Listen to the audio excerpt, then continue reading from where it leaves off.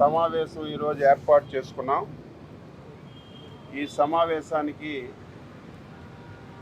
BJP జాతీయ ప్రధాన కార్యదర్శి శ్రీ అరుణ్ సింగ్ గారు,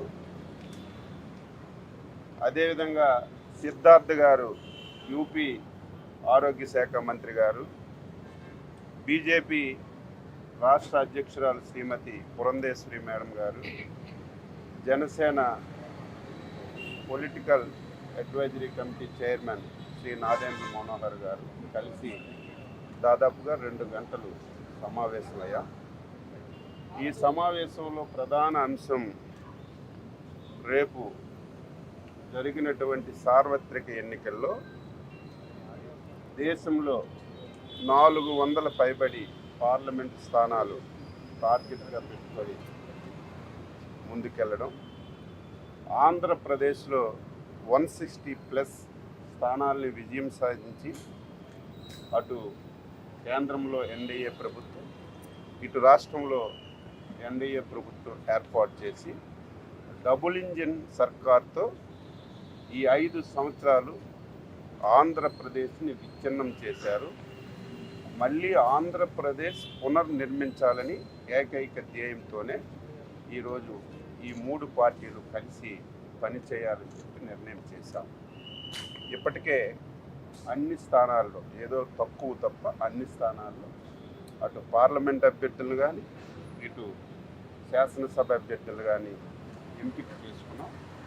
ఇప్పుడు 3 పార్టీలు కలిసి ప్రజాక్షేత్రంలోకి వెళ్ళి ఈ ప్రభుత్వం చేసినటువంటి అవినీతిని కానీ అక్రమాలు కానీ ఈ రాష్ట్ర విచ్ఛిన్న చేసిన విధానాన్ని ప్రతి ఒక్కరికి చెప్పాలనే ఉద్దేశంతోనే 3 పార్టీలు సమన్వయం చేసుకోవాలని ఈరోజు సమావేశంలో నిర్ణయించాం.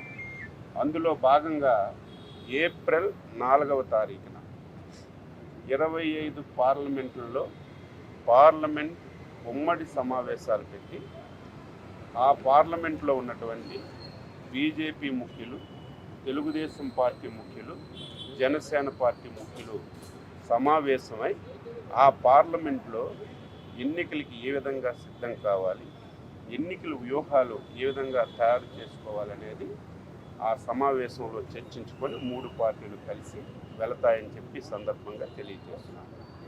అదేవిధంగా ఏప్రిల్ 8వ తారీఖున 175 అసెంబ్లీ నియోజకవర్గాల్లో 3 పార్టీలు ముఖ్య నాయకులు కూర్చొని ఆ అసెంబ్లీలో ఎన్నికల వ్యూహాన్ని తయారు చేసుకోవడానికి సమావేశాలు ఉమ్మడిగా పెట్టాలని చెప్పి నిర్ణయించాం. ఇందులో అనేక విషయాలు చర్చకొచ్చాయి. కామన్గా ఏం చేయాలి, రేపు స్లోగన్ ఏం తీసుకోవాలి, కామన్ పాయింట్స్ అన్నీ కూడా డిసైడ్ చేసి ఐకమత్యంగా 3 పార్టీలు ప్రజల దగ్గరికి వెళ్ళి ఎలక్షన్స్ని అన్ని స్థానాలు గెలిచే విధంగా ప్రణాళికలు రూపొందించుకోవాలనేది ఈ సమావేశంలో ప్రధాన అంశం అని చెప్పి తెలియజేస్తూ ఇక నుంచి ఎప్పటికప్పుడు 3 పార్టీలు చర్చించుకొని ఎలక్షన్స్లో ఏ విధంగా ముందుకెళ్తామని చెప్పి ఈ సందర్భంగా తెలియజేస్తున్నాను. పార్లమెంట్ స్థానాల్లోనూ అదేవిధంగా శాసనసభ స్థానాల్లో కూడా సమన్వయపరుచుకునే విధంగా నాయకులందరినీ కూడా ఆహ్వానించుకుని ఈ సమావేశాలు ఏప్రిల్ 4వ తారీఖున అదేవిధంగా ఏప్రిల్ 8వ తారీఖున నిర్వహించాలని అందరం కూడా అంగీకరించాం. అదేవిధంగా రాబోయే రోజుల్లో మేము ప్రచురించాల్సిన కొన్ని కరపత్రాలు కానివ్వండి, ఎటువంటి